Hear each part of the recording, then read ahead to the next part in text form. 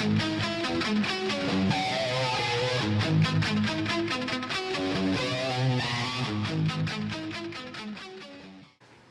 the 15th overall selection in this year's 2020 NHL Draft, Toronto Maple Leafs are proud to select from UFA of the KHL, Rodion Amirov.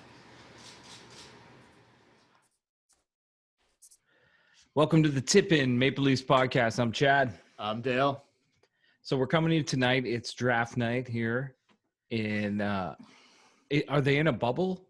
Everyone's just in their home city. Everyone's in their own fucking bubble, I guess. The Zoom draft. The Leafs had the 15th overall pick that they got in the Kasperi-Kapanen deal. And we were dead set that this was going to be traded. We talked about it the last couple podcasts. We were texting each other back and forth tonight. We're like, there's no reason to keep this pick. You want to win now. You want to improve now. But they did not do that. The draft is still going on right now, yeah, it's right? still going on right now. I think they're at pick 22. Like, we fucking were like, okay, like, apparently it's taking longer to do a virtual draft than it would to do the fucking actual draft. I thought it'd be a lot faster. Holy Jesus. Yeah. Anyway, so the draft is still happening. So, like, I'm thinking, okay, maybe they'll still do something. No, they're not fucking doing anything. There's nothing. Have there been any moves at all? Did anything happen other than just team? This is the fucking worst draft I've ever seen in the history of NHL drafts. Yeah. As far as excitement, what a fucking bummer, man. Anyway, it went right down to the last fucking second of them either picking or not. Yeah, they didn't have their pick in at the end of the 5 minutes. Bettman's like, you're out of time. Are you taking a timeout or what are you doing? So then Mitch Marner comes on with Morgan Riley, who has a great stash, by the way. That's part of the highlight of the night right there. Yeah, the highlight of the night. We got a new mustache. Yeah, that's the highlight of the fucking night. So we're texting each other back and forth. We're like, they're probably going to take Braden Schneider, right-handed defenseman, something they need. And to be perfectly honest, I was caught off guard, came out of left field. They took from the KHL, Rodion Amirov, a left winger. He's 6 feet tall, 177 pounds. Oh, man. Very, very highly skilled. Not a whole bunch of toughness or grit, which this is what Dubas and the Leafs keep talking about that they need. I did see Dubas's interview after where he's like, that's not something you address at the draft. It's something you address free agency or you address it somewhere else, trades. Fair, but you probably can address it at the draft too. Because if you look at a lot of other teams do address their fucking needs at the draft. Like, I'm sorry.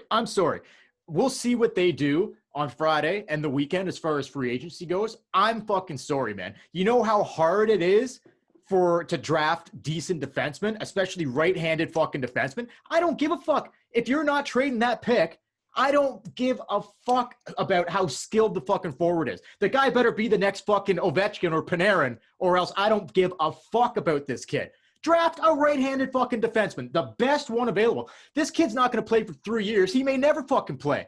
Yeah. Draft like a need that the organization has needed for 30 fucking years. Yeah, and it's a position that is always going to be in need. Jesus Christ. You're never going to have an abundance of good right-handed defensemen. Never. So you might as well, like, you've stockpiled a ton of skilled forwards.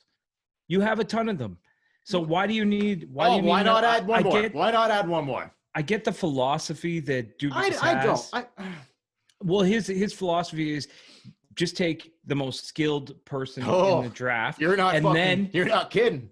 You can turn around and trade skill a lot easier to address the needs that you have at that time. So if you need to get grittier, you can trade some of that skill for grit a lot easier than looks you like can trade grit for skill. Looks like he's having a hard time doing that right now, doesn't it?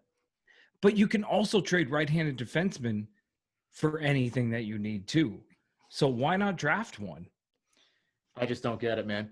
Like, I just don't fucking get it. Unless they see down the road tomorrow, like, there's somebody else on their radar that they think is going to be there, which cool. That's cool, whatever. But there was people available. Like, Braden Schneider kid, like, kind of got an old school vibe to him.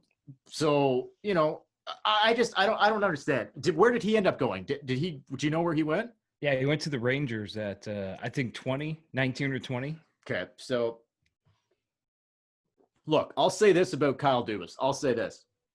This guy does not fucking waver. He does not waver from his philosophy. Like, this guy is set in fucking stone of skill, puck possession. I don't give a fuck what any of the outside voices are saying. This is my fucking team. This is what I'm going to fucking do. Fuck you. This is how we're doing it. He does not give a shit. He does not give a shit. He is going to do it his fucking way. I admire that to an extent, that he's unwavering. He will not waver at all. I cannot. We were texting each other. I'm like, if they fucking pick a skilled fucking forward, I'm going to lose my fucking mind. And that's exactly what they fucking did. Yeah. Exactly what they fucking did. Like, really? I mean, really, like, really, you need another one of those guys? Really? Like, and a winger too. Like, I guess left wing is sort of a soft spot on the team, but he's not going to play for 3 years. And I don't know. Dubas might be fucking fired by then.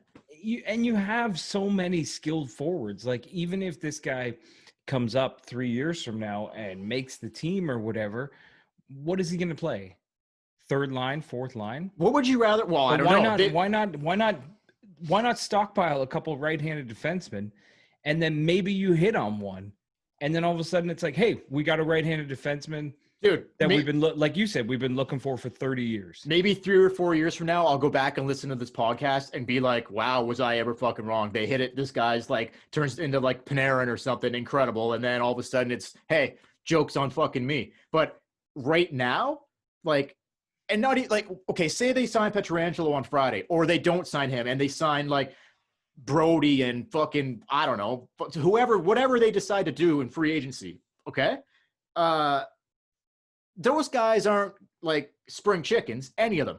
So those guys aren't going to be around forever. Like Pietrangelo, if he does end up signing 7 years or whatever the case may be, well, this Braden Schneider kid, maybe he's 3 years away. Maybe you draft another right-handed defenseman who's 4 years away. Well, guess what? Maybe he's not 3 years away. Maybe he's not. But maybe he's a year. Maybe he's 2 years away. Here's what here's what I'm saying. Like, even if you address that need at free agency, which he fucking better, or they're fucked. Like, you're gonna have you still don't have the depth in the organization defense-wise, especially. Well, that's what I'm saying. Like, stockpile that. Yeah, stockpile enough with the small fucking forwards. Enough. So 4 years from now, when, Matthews is on the last year of his deal and those guys are in their prime and somebody gets hurt, you're like, hey, on the back end, we got Braden Schneider down there. We'll bring him up. He can play right D, and maybe he can play in the top four. But no, there'll be no need for that, Chad, because they'll still have Martin Marincin kicking around.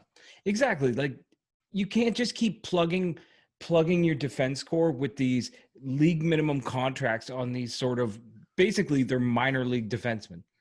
So why not just take a gamble? Why not stockpile a few right-handed defensemen from the draft? And a few years down the road, if you need to trade one, I think it's pretty easy to trade a right-handed defenseman, as easy as it is to trade skill, but you have them.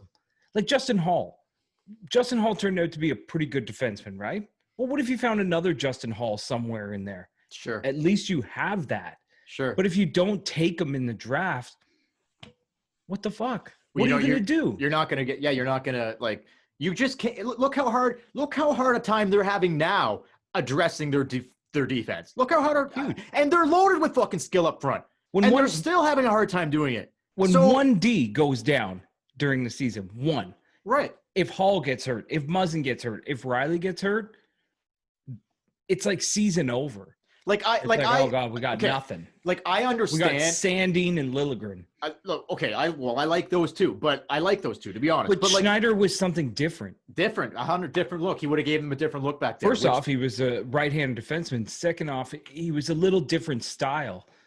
And I think they need a bit more of that. They need to stockpile a bit more of that. They do. But anyway, they didn't. Look, there is a part of me that understands the draft the best player available. I get that philosophy, but you know what? Like maybe sometimes you should draft for your organizational needs.